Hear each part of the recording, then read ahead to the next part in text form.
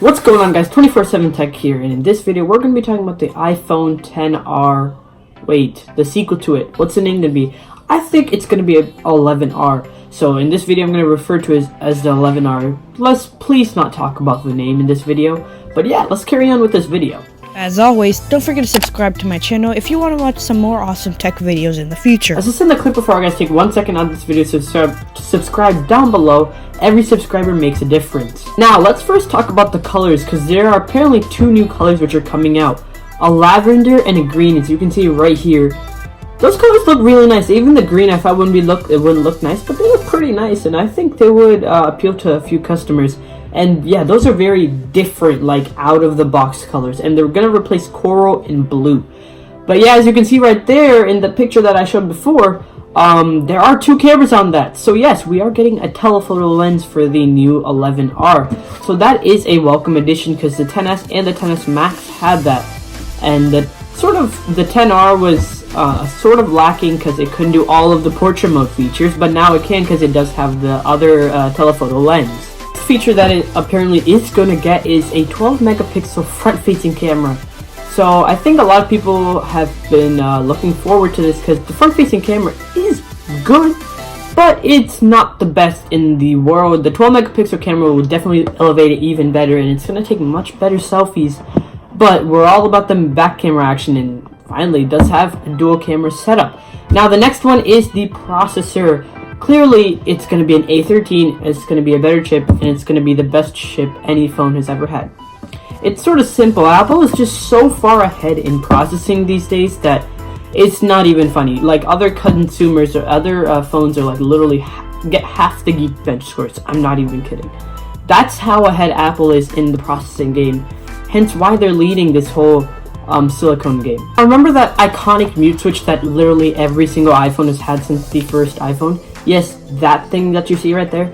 Well, apparently it's gonna get different now. It's gonna be a different design. It's gonna still appear, but it's gonna be different. So you can see that's the rumored new mute switch and ringer switch.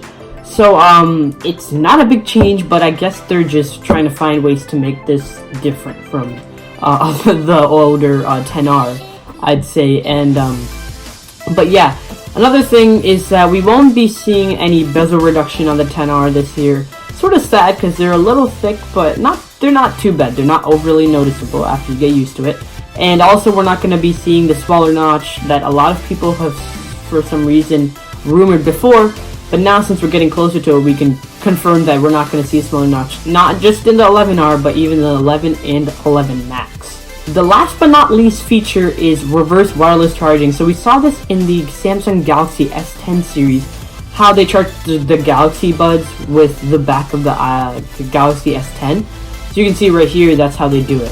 So the iPhones are rumored to have that reverse wireless charging capabilities, since the AirPods wireless charging has been out for a few months now, so it sort of makes sense for them to add that feature, which is sort of cool though. I'm pretty psyched to see it, because you can charge other people's phones from your battery too, and that's sort of nice, because if your AirPods are out of charge, just pop it on the back of your phone for like a few minutes and it's back up charging and you can listen to music again. That's pretty cool. Now, when will this product come out?